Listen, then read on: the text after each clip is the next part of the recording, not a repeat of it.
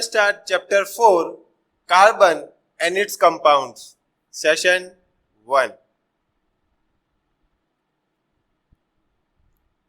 We'll start the chapter with introduction. As you know, carbon is present in wood. That is the one thing you know about carbon. But I want to tell you that carbon is present in millions and millions of things which you are using in your daily life. इतने सारी चीजें हैं उसमें carbon atoms present है and इसीलिए हम ये chapter पढ़ने वाले हैं carbon and it's compounds. Okay, so let us start chapter 4. All the substances that surround you have carbon components within them. All living and non-living components in the environment are carbon based. तो जितने भी substances आपके आसपास है उसके अंदर carbon components होते हैं. ओके, अकेले कार्बन के नहीं बने होंगे बट कार्बन कंपाउंड्स होंगे. कार्बन एंड उसके साथ हाइड्रोजन, ऑक्सीजन और अलग अलग एलिमेंट्स ज्वाइन होके एक कंपाउंड्स बनाएंगे. हम उसको कार्बन कंपाउंड्स बोलते हैं. लिविंग ऑर्गेनिज्म है हो या नॉन लिविंग ऑर्गेनिज्म हो हमारे एनवायरमेंट के अंदर, ऑल आर कार्बन बेस्ड, मतलब उसके अंदर कार्बन प्रेजेंट होगा. Human body contains 18% of carbon and act as the basic building block of the cells present in human body.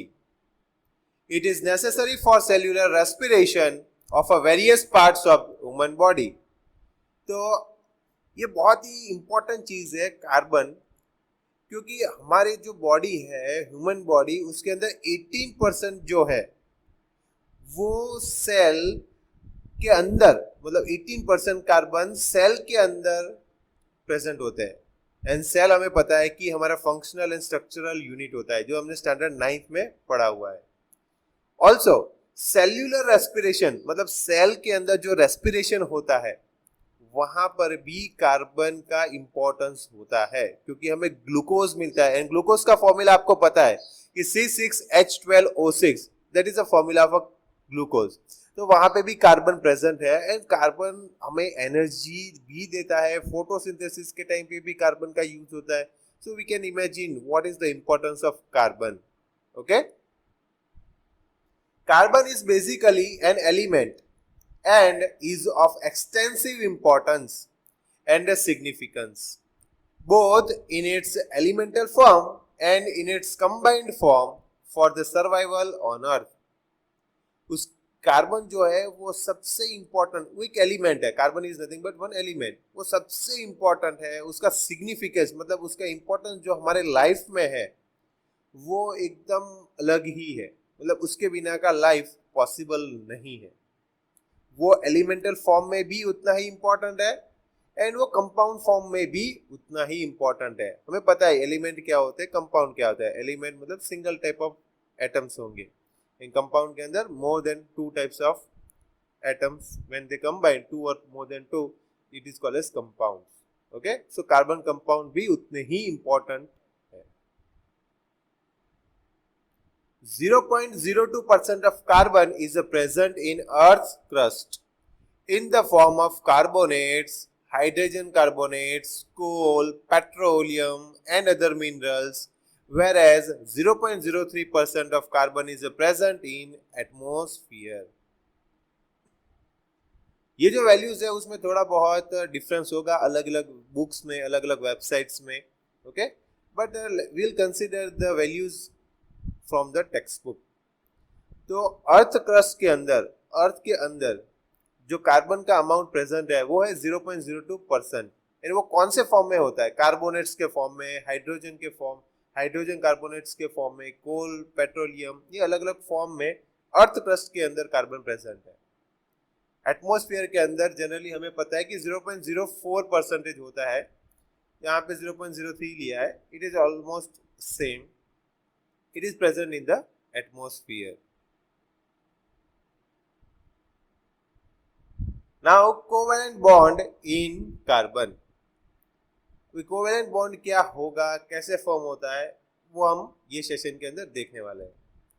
The elements having a less than 8 electron in their outermost shell always have a tendency to attain an octet in order to attain a noble gas configuration by gaining or losing electron forming ionic compounds.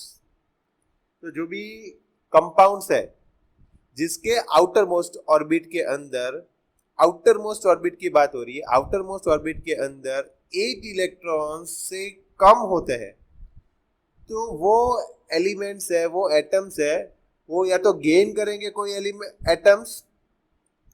Gain करेंगे कोई electrons या loose करेंगे कोई electrons.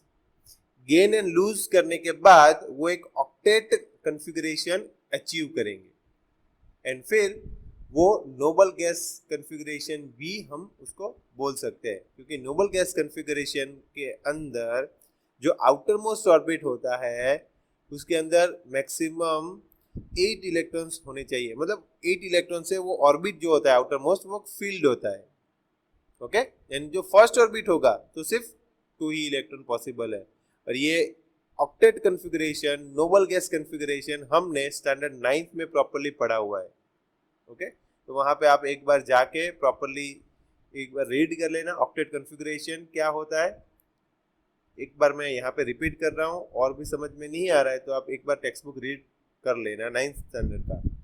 Octet मतलब कि जो first orbit होता है तो 2 इलेक्ट्रॉन्स होंगे, तो उसको हम बोलते हैं ऑक्टेट कॉन्फ़िगरेशन अचीव हो गया है. जो सेकेंड या उससे ऊपर के ऑर्बिट्स है उसके अंदर 8 इलेक्ट्रॉन्स कंप्लीटली फील्ड है आउटर मोस्ट ऑर्बिट के अंदर.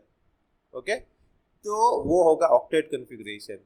फर्स्ट ऑर्बिट है एंड वो आउटर मोस्ट है तो 2 होने चाहिए, 2 एंड 2 देन 2 और मोर ऑर्बिट्स होंगे, तो उसमें जो आउटर मोस्ट ऑर्बिट है उसमें 8 इलेक्ट्रॉन्स कंप्लीटली फील्ड है, तो उसको हम ऑक्टेट कॉन्फ़िगरेशन या नोबल गैस कॉन्फ़िगरेशन बोलते हैं. ये समझना क्यों इंपॉर्टेंट है ऑक्टेट क्या होता है, तो यहाँ पे हम कार्बन का भी सेम ऑक्टेट कॉन्फ़िगरेशन अचीव करने में हेल्प करेंगे कि वो कैसे ऑक्टेट अचीव कर पाता है, और उसके बेस के ऊपर कार्बन कंपाउंड्स बनेंगे. Understood? In case of carbon with atomic number 6, there are 4 electrons in the outermost shell, due to which it is termed as a tetravalent. तो ये जो एटॉमिक नंबर कार्बन का एटॉमिक नंबर 6 है, जो already मैंने standard 9th में आपको याद करने के लिए बोला था, आपको याद होगा, आई एक्सपेक्ट दैट. तो कार्बन का एटॉमिक नंबर, उसको एलिमेंटल फॉर्म जो सिंबल है वो C है, उसका एटॉमिक नंबर 6 है, उसका इलेक्ट्रॉनिक कॉन्फ़िगरेशन हम लिखते हैं तो 2 and 4 होता है. ओके, जो मैंने आपको सिखाया था ये सीक्वेंस कैसे याद रखना है. 2 फर्स्ट ऑर्बिट में, फिर बाद में 8 होते थे मैक्सिमम, तो हम यहाँ पे 4 रखेंगे, 2 + 6, 2 + 4 6 हो गए. अब उसको अरेंज करेंगे तो यहाँ पे आप देख सकते हो कि ये जो अरेंज किया हुआ है, this is the diagram. First orbit there are 2 electron, 1 and 2. In second orbit 4, remaining 4 are there in the second orbit. Got it? तो ये हो गए टोटल 6 इलेक्ट्रॉन्स कार्बन के अंदर. अब यहाँ पे आउटर मोस्ट ऑर्बिट के अंदर 4 इलेक्ट्रॉन्स है, 1 2 3 and 4 इलेक्ट्रॉन्स है. अब 4 इलेक्ट्रॉन्स है तो यहाँ पे कौन सी चीज पॉसिबल होगी? गेन 4 इलेक्ट्रॉन्स करेंगे तो 8 इलेक्ट्रॉन्स हो गया, तो वो ऑक्टेट बोलते हैं. लूज 4 इलेक्ट्रॉन्स करेंगे तो 2 इलेक्ट्रॉन हो गया, और वो फर्स्ट ऑर्बिट हो गई एंड लास्ट ऑर्बिट हो गई ये वाली, तो वहां पे भी 2 मतलब ऑक्टेट हो गया वो. तो 2 केसेस पॉसिबल होंगे, या तो 4 गेन कर सकते हैं या तो 4 लूज कर सकते हैं. कार्बन एटम का यही एक स्पेशलिटी है. It gains or loses 4 electron to attain a nearest noble gas configuration. जो आपको मैंने समझाया कि ये गेन 4 कर सकते हैं या लूज 4 कर सकते हैं, and they can achieve nearest Nobel gas configuration. जो उसने 4 लूज कर दिए, 4 इलेक्ट्रॉन लूज कर दिए, तो सिर्फ कार्बन के पास बचेंगे सिर्फ ये एक ही ऑर्बिट एंड उसके अंदर 2 इलेक्ट्रॉन्स, मतलब वो हीलियम गैस का कॉन्फ़िगरेशन अटेन करेंगे. जो यहाँ पे एक्स्ट्रा 1 2 3 and 4 इलेक्ट्रॉन्स आ गए, टोटल हो गया 8. 8 + 2 10 होता है नियॉन का कॉन्फ़िगरेशन. तो यहाँ पे नियॉन गैस का कॉन्फ़िगरेशन अचीव करेंगे, जो वो गेन 4 करेंगे. लूज 4 करेंगे तो हीलियम गैस का. तो ये क्वेश्चन आए तो आपको पता होना चाहिए कि if carbon atom loses 4 electron it will achieve the noble gas configuration of a blank gas. तो helium gas आता है. If it gains 4 electron, it achieves the noble gas configuration of a blank gas. तो वहां पे neon आएगा. 4 electron gain करेंगे तो. Carbon has the 2 possibilities to attain noble gas configuration. तो जो ऑलरेडी हमने देख ली है, फिर भी यहाँ पे एक बार रीड कर लेते हैं. One of the possibility is to attain 4 electrons and form C4 minus anion. But it will be difficult for the nucleus to hold 4 more electrons firmly. तो न्यूक्लियस का जो फोर्स है वो सिर्फ उनके पास 6 प्रोटॉन्स होंगे और 10 इलेक्ट्रॉन्स हो गए तो वो डिफिकल्ट हो जाएगा एटम्स के लिए उसको होल्ड करने के लिए. ओके, तो जो 4 गेन करेंगे, कार्बन एटम है वो 4 इलेक्ट्रॉन्स गेन करता है तो उसके पास 4 नेगेटिव चार्जेस बढ़ जाता है एंड इसीलिए हम उसको यहाँ पे लिखते हैं C4 माइनस. एंड ANCP जो मेरा कोड है ANCP, anion मतलब नेगेटिव होंगे, so this is anion. Understood? Another possibility is to lose 4 electrons forming C4 plus. तो 4 इलेक्ट्रॉन उसने किसी और को दे दिए, लूज कर लिए, तो उसके पास सिर्फ 2 इलेक्ट्रॉन्स बचेंगे एंड 6 प्रोटॉन्स बचेंगे. तो पॉजिटिव चार्ज कितने ज्यादा होंगे? 4 पॉजिटिव चार्ज ज्यादा होते हैं एंड इसीलिए यहाँ पे लिखा है C4 plus. And ANCP again CP cation का पॉजिटिव, तो यहाँ पे कैटाइन है वो पॉजिटिव हो गया. But this will also be difficult due to requirement of a large energy to lose 4 electrons. तो ये भी डिफिकल्ट होगा, जो 4 इलेक्ट्रॉन उसने लूज कर दिया है तो उसको लार्ज एनर्जी चाहिए, वो इजीली इलेक्ट्रॉन्स लूज नहीं कर पाता है, उसको एनर्जी हम देंगे, एनर्जी देने के बाद इलेक्ट्रॉन्स लूज होते हैं, इजीली लूज नहीं कर पाते. तो it requires a large amount of energy to lose 4 electrons from outermost shell. As a result, atom will attain 6 protons and 2 electrons. तो अभी बोला मैंने कि 6 प्रोटॉन हो जाएंगे, 2 इलेक्ट्रॉन बचेंगे. तो this is also not that stable. तो ये दोनों केस थोड़े डिफिकल्ट है. तो अब पॉसिबल क्या होता है वो अब हम देखेंगे. Now therefore, carbon share its valence electron present in its outermost shell with the electrons in the outermost shell of the combining atom of other elements. अब यहाँ पे ये 4 gain 4 lose electrons possible नहीं है कार्बन के लिए. तो अब क्या करेगा carbon? Carbon will share its valence electron, sharing करेगा.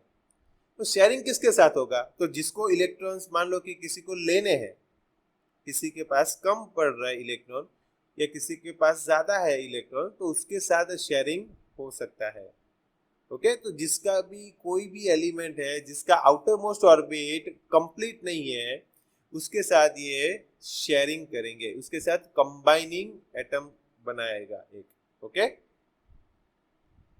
due to this sharing of 4 electrons of a carbon with the electrons of other combining atoms, carbon is said to form covalent bonds. तो ये जो bond form हो रहे हैं electron share करने के बाद, वो जो बॉन्ड है उसको हम बोलते हैं कोवेलेंट बॉन्ड. ये जो शेयरिंग ऑफ इलेक्ट्रॉन्स है, in short we call this sharing of electron as covalent bond. Simple. Understood? अभी एक प्रॉपर डेफिनेशन आएगा कोवेलेंट बॉन्ड का, then at that time I will tell you to note it down. Okay, now for example, carbon shares this electrons with 4 atom of hydrogen. Suppose carbon के पास 4 electron extra है. अभी एक hydrogen atom लेते हैं तो उसके पास एक ही इलेक्ट्रॉन है, तो उसको एक इलेक्ट्रॉन मिलेगा तो वो ऑक्टेट अचीव कर लेगा, उसके अंदर 2 इलेक्ट्रॉन्स हो जाएंगे. ओके, एंड वो ऑक्टेट अचीव करेगा. तो ये तो कार्बन का एक एंड हाइड्रोजन का एक शेयरिंग हुआ. तो कार्बन के अभी तो 3 इलेक्ट्रॉन्स बाकी है, तो और 3 हाइड्रोजन आएंगे और तीनों हाइड्रोजन एक एक इलेक्ट्रॉन्स शेयर करेंगे. तो टोटल एक कार्बन के 4 इलेक्ट्रॉन्स एंड 4 हाइड्रोजन शेयर करेंगे एक साथ। तो क्या होगा फॉर्मूला, C एक ही है और H4 है, तो फॉर्मूला बनेगा CH4। ये हम देखने वाले हैं, don't worry.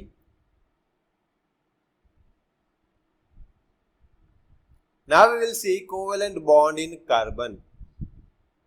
The carbon-carbon bond is a very strong and hence stable. जब भी कार्बन कार्बन के बीच में जो ये बॉन्ड बनेगा, कोवेलेंट बॉन्ड, जो शेयरिंग ऑफ इलेक्ट्रॉन होगा, it will be very strong. Compounds possessing a covalent bonds have strong bonds within the molecule. बहुत स्ट्रॉन्ग मॉलिक्यूल होंगे, मतलब एक ही मॉलिक्यूल है, मॉलिक्यूल के अंदर जो बॉन्डिंग होगा वो बहुत स्ट्रॉन्ग होगा। But intermolecular force is a small, leading to low melting and boiling points of this compound. But intermolecular जो होगा, ये एक CH4, तो CH4 के अंदर C and H के बीच में जो बॉन्डिंग होगा वो स्ट्रांग होगा। बट एक CH4 दूसरे CH4 से वो मॉलिक्यूल्स बन गया, CH4 एक मॉलिक्यूल, दूसरा CH4 दूसरा मॉलिक्यूल, वो दोनों मॉलिक्यूल के बीच में जो फोर्स होगा उसको हम बोलते हैं इंटरमॉलिक्यूलर फोर्स। वो स्मॉल होगा क्योंकि उसका melting point and boiling point बहुत लो होता है। Got it? Due to the sharing of electrons no charge particles are formed. क्योंकि शेयर हो रहे, जितने भी इलेक्ट्रॉन्स थे वो फ्री नहीं है, अभी वो शेयरिंग में आ गए, तो उसके पास एक नेगेटिव या पॉजिटिव आयंस मतलब बनने का चांसेस नहीं है, उसके पास चार्ज पार्टिकल्स एक्स्ट्रा नहीं है। That is, no ions are formed, due to which covalent compounds are a poor conductor of electricity. And जब भी ये इलेक्ट्रॉन्स है वो शेयर हो जाते हैं तो एक्स्ट्रा इलेक्ट्रॉन्स, एक्स्ट्रा आयंस नहीं बच रहे, एक्स्ट्रा आयंस नहीं बच रहे या एक्स्ट्रा इलेक्ट्रॉन्स नहीं बच रहे, एक्स्ट्रा आयंस फॉर्म नहीं हो रहे, तो इलेक्ट्रिसिटी कंडक्ट नहीं कर पाता है। जब भी आयनिक फॉर्म होता है वो इलेक्ट्रॉन्स अच्छी तरह से कंडक्ट कर पाते हैं। नॉन आयनिक जो कंपाउंड्स होते हैं वो इलेक्ट्रॉन्स उसके अंदर नहीं होते हैं, इसीलिए वो इलेक्ट्रिसिटी भी कंडक्ट नहीं कर पाते हैं।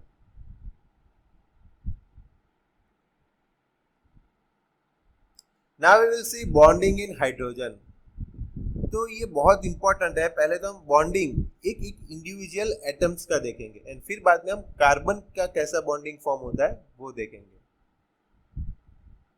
The atomic number of hydrogen is 1 and has only 1 electron in its K shell. वो हमें पता है कि जो हाइड्रोजन है, हाइड्रोजन के पास कौन सा,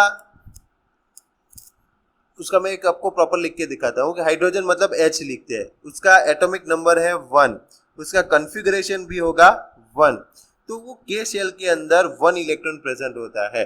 अंडरस्टूड? तो मुझे उसको डॉट स्ट्रक्चर में लिखना है, तो मैं कैसे लिखता हूँ उसको, जनरली H एंड उसके पास एक इलेक्ट्रॉन है, मैं ऐसे लिख सकता हूँ, ये क्रॉस मतलब एक इलेक्ट्रॉन। आप उसको डॉट से भी लिख सकते हो, ये डॉट भी बना सकते हो, I am using cross. This shell needs to either acquire or lose an electron to attain a noble gas configuration of helium.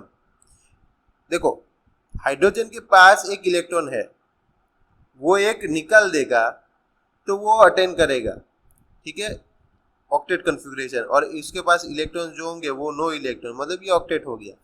या तो फिर उसके पास 2 इलेक्ट्रॉन्स आ जाएंगे तो भी हम उसको बोल सकते हैं ऑक्टेट, ये ऑक्टेट होगा हीलियम का।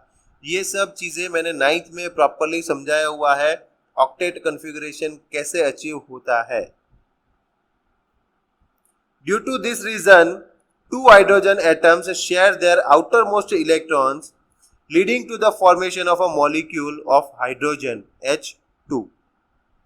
अब यहाँ पे जी एक हाइड्रोजन है, उसका एक इलेक्ट्रॉन, उसको एक इलेक्ट्रॉन चाहिए बट वो कहीं से मिलेगा नहीं, तो यहाँ पे दूसरा हाइड्रोजन होगा, उसके पास भी एक इलेक्ट्रॉन एक्स्ट्रा है। ये दोनों एक दूसरे के साथ शेयरिंग करेंगे एंड शेयरिंग करने के बाद वो फॉर्म होगा ऐसे H, ये लाइन का मतलब है बॉन्ड, इसको हम बोलते हैं single bond, double bond, triple bond ऐसा भी होता है, ये सिंगल बॉन्ड है, ओके, एक सिंगल लाइन मतलब, एंड इसीलिए उसको हम लिख सकते हैं H2, क्योंकि 2 मॉलिक्यूल, ये 2 एटम्स बन के एक मॉलिक्यूल बनाता है हाइड्रोजन का H2। The shared pair of electrons between the hydrogen atoms constitute a single bond, जो भी मैंने ड्रॉ करके दिखाया था, सिंगल बॉन्ड एक डैश से ड्रॉ होता है between them and is also represented by a line between two atoms। इन एक लाइन से हम उसको रिप्रेजेंट कर सकते हैं सिंगल बॉन्ड। यहाँ पे आप देख सकते हो कि ये हाइड्रोजन एक है, उसके पास एक इलेक्ट्रॉन्स, अभी मैंने ये ड्रॉ करके दिखाया, सिर्फ एक बार रिपीट कर लेते हैं। दूसरा हाइड्रोजन, उसका एक इलेक्ट्रॉन, दोनों कंबाइन हो गए और बन गया H2 मॉलिक्यूल। उसको यानी ये जो पेयर है उसको हम बोलते हैं शेयर्ड इलेक्ट्रॉन, ओके, या पेयर ऑफ शेयर्ड इलेक्ट्रॉन। उसको हम ऐसे लिखेंगे, ये जो दो इलेक्ट्रॉन्स है, दो इलेक्ट्रॉन मिलके एक बॉन्ड बनाता है, दो इलेक्ट्रॉन मिलकर एक बॉन्ड बनता है। तो यहाँ पे हमने दो इलेक्ट्रॉन से, तो यहाँ पे एक बॉन्ड बनाया, and this is a single bond between two hydrogens. ये क्वेश्चन एग्जाम में भी पूछ सकते हैं कि explain the bonding in hydrogen. तो ये आपको पूरा चीज लिखना है, डायग्राम ड्रॉ करना है, प्रॉपरली एक्सप्लेन करना है। Now we'll see bonding in oxygen. It is exactly similar. So what is atomic number of oxygen? 8 and has a 6 electron in its L shell. तो ये कैसे होगा वो आपको लिख के समझा रहे हैं। O, ऑक्सीजन मतलब O, उसका एटॉमिक नंबर है 8, उसका कॉन्फ़िगरेशन लिखेंगे हम 2 and 6। अंडरस्टूड? तो हमारा जो इंटरेस्ट है वो तो सिर्फ आउटर मोस्ट ऑर्बिट का ही है, एंड ये होगा L शेल, ये होगा K shell, okay. K shell मतलब फर्स्ट ऑर्बिट के अंदर 2, L शेल मतलब सेकेंड ऑर्बिट उसके अंदर 6। अब ये ऑक्सीजन के अंदर 6 इलेक्ट्रॉन्स हुए, तो ये ऑक्सीजन हुआ, मैं उसको डॉट या क्रॉस से दिखा सकता हूं, तो मैं 6 इलेक्ट्रॉन्स यहाँ पे ड्रॉ करूंगा। ये हो गया ऑक्सीजन एंड उसके आउटर मोस्ट के 6 और इलेक्ट्रॉन। जब भी ये स्ट्रक्चर को हम बोलते हैं dot structure, Lewis dot structure या इलेक्ट्रॉन डॉट स्ट्रक्चर, इसको ऐसा नाम दिया गया है। और क्यों डॉट स्ट्रक्चर? क्योंकि हम क्रॉस या डॉट से इलेक्ट्रॉन्स को रिप्रेजेंट कर रहे हैं, इसीलिए। ऑक्सीजन के आउटर मोस्ट ऑर्बिट के अंदर 6 इलेक्ट्रॉन्स है, इसीलिए मैंने 6 क्रॉस करके या डॉट करके ऑक्सीजन के आउटर मोस्ट ऑर्बिट को इलेक्ट्रॉन से रिप्रेजेंट किया है। This shell needs to either acquire और lose electrons, 2 electrons to attain noble gas configuration of neon, and 2 electrons उसको चाहिए क्योंकि 6 है, तो 6 लूज करना डिफिकल्ट रहेगा, इसलिए वो 2 इलेक्ट्रॉन गेन कर लेता है, एंड 2 इलेक्ट्रॉन उसके अंदर आ गए तो वो नियॉन का कॉन्फ़िगरेशन बना लेता है। अब वो 2 इलेक्ट्रॉन कहां से लेगा? It will be little difficult. तो क्या होगा, 2 ऑक्सीजन एक दूसरे के साथ 2-2 इलेक्ट्रॉन्स शेयर करेंगे। कैसे करेंगे हम देखेंगे। So each atom of oxygen share 2 electrons with the other atom of oxygen to attain nearest noble gas configuration. Now you can see यहाँ पे जो भी ये सब लिखा हुआ है मैं आपको ओरली यहाँ पे समझा रहा हूँ डायग्राम के साथ, okay. So here let us see कि ऑक्सीजन, फर्स्ट ऑक्सीजन एटम, उसके 6 इलेक्ट्रॉन्स मैंने क्रॉस से दिखाए। दूसरा ऑक्सीजन एटम, उसके भी 6 इलेक्ट्रॉन्स मैंने दिखाए क्रॉस के साथ। Same thing is mention in this paragraph. Now what is going to happen, ये फर्स्ट इलेक्ट्रॉन इसके साथ बॉन्ड बनाएगा, means this second electron will form bond with the second electron. अब यहाँ पे क्या हो रहा है, ये जो ऑक्सीजन है उसका एक ऐसा बन गया एटम, मतलब 1 2, ये 1 हुआ, 2 हुआ, 3 4 5 6 7 8, ये ऑक्सीजन के हो गए 8, राइट, नोबल गैस। अब इसका भी यहाँ पे ऐसा बॉन्ड बना था तो ये भी इसके अंदर कंसिडर किया जाता है। 1 2 3 4 5 6 7 एंड 8, ये ऑक्सीजन के भी 8 हो गए। तो यहाँ पे आप देख सकते हो कि ये जो डायग्राम है वो आपको ड्रॉ करना होगा। सिर्फ आपको ये दोनों इलेक्ट्रॉन्स, यहाँ पे 4 इलेक्ट्रॉन, मतलब ये फर्स्ट पेयर एंड ये दूसरा पेयर, 2 पेयर्स हो गए।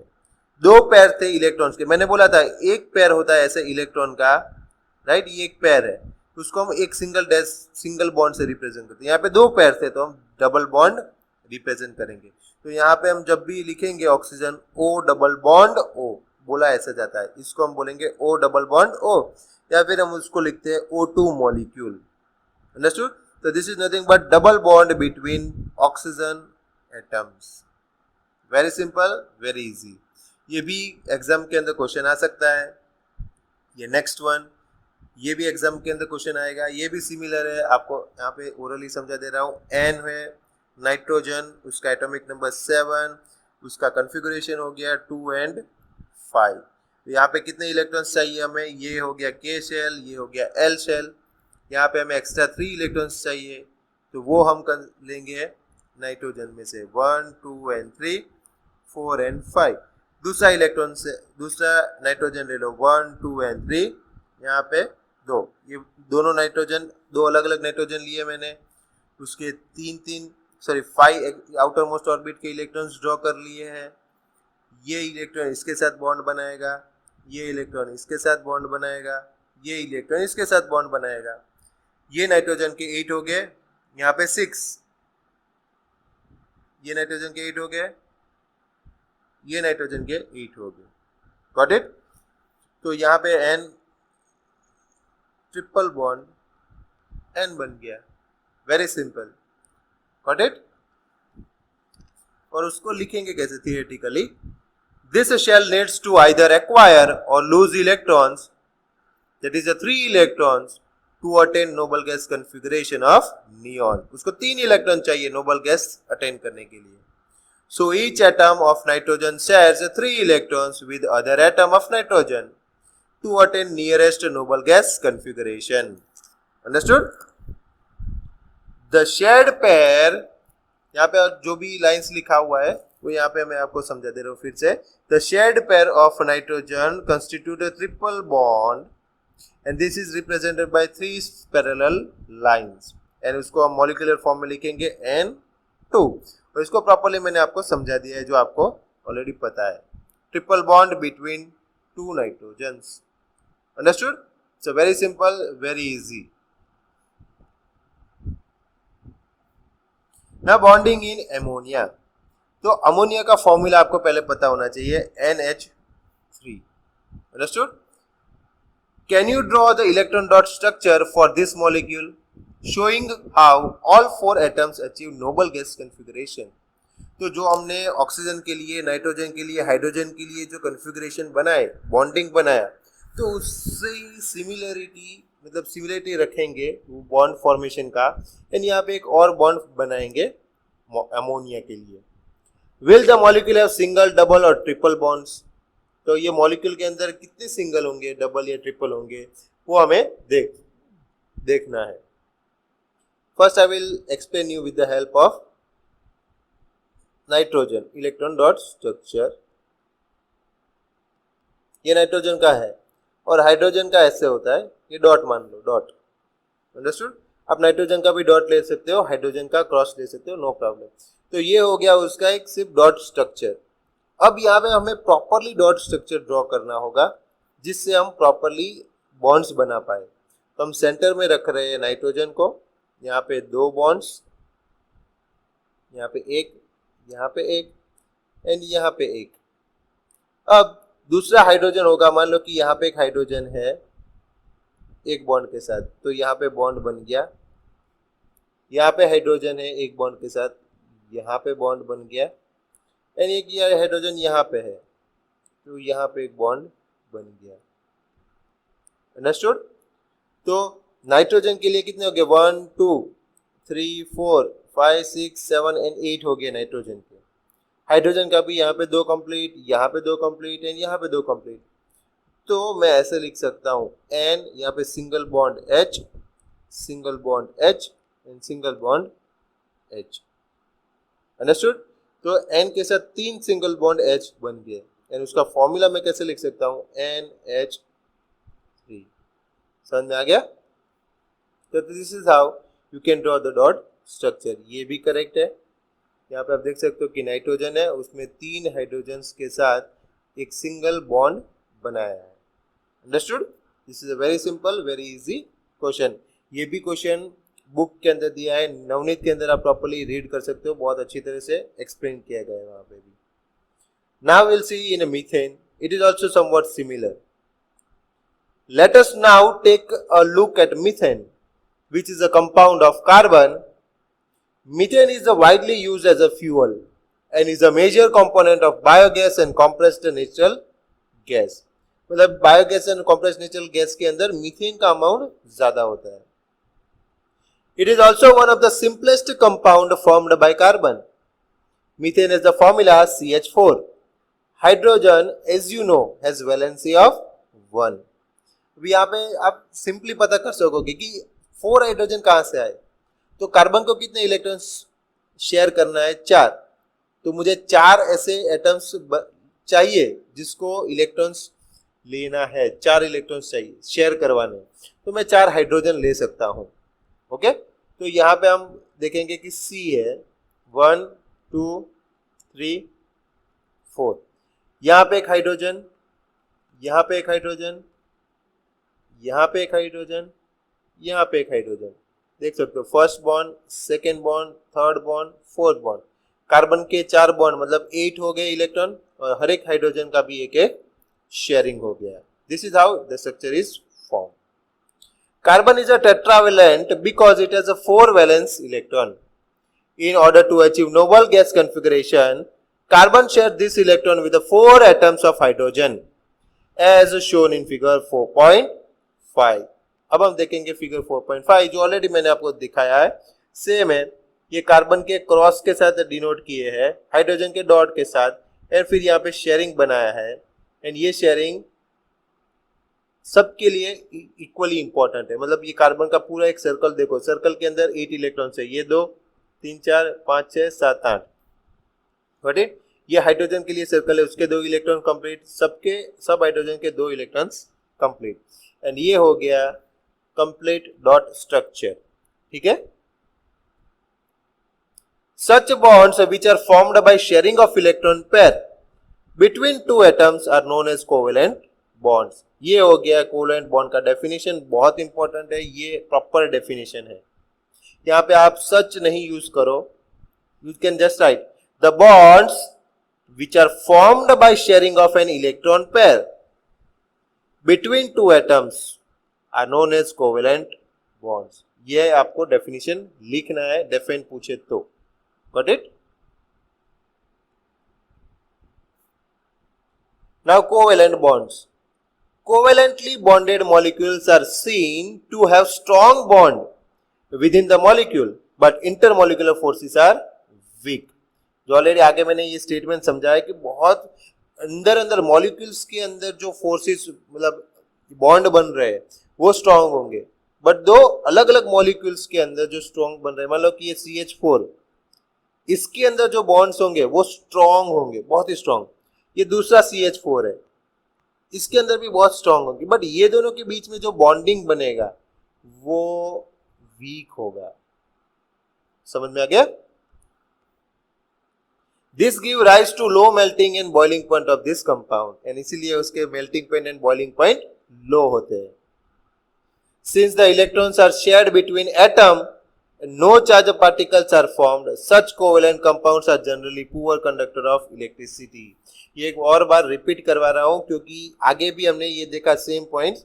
यहाँ पे इसलिए देख रहे हैं कि ये सब समझने के बाद आपको ये प्रॉपरली फिर से समझ में आ जाएगा कि ये जो इलेक्ट्रॉन शेयर हो रहे हैं तो इसीलिए पार्टिकल्स जो होंगे, चार्ज पार्टिकल्स, वो नहीं होंगे, आयंस फॉर्म नहीं होगा, एंड इसीलिए वो है poor conductor of electricity. Now we'll see the last point, that is the allotropes of carbon of this session.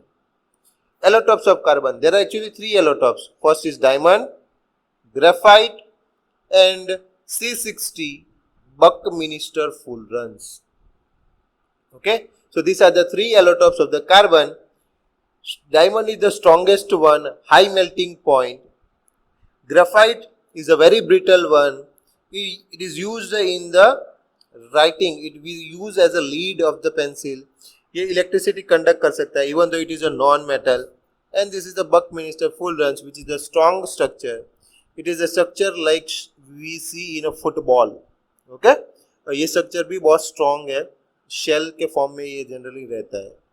So these are the allotropes of the carbon. In next lecture we will see the versatile nature of the carbon. Thank you and have a great day.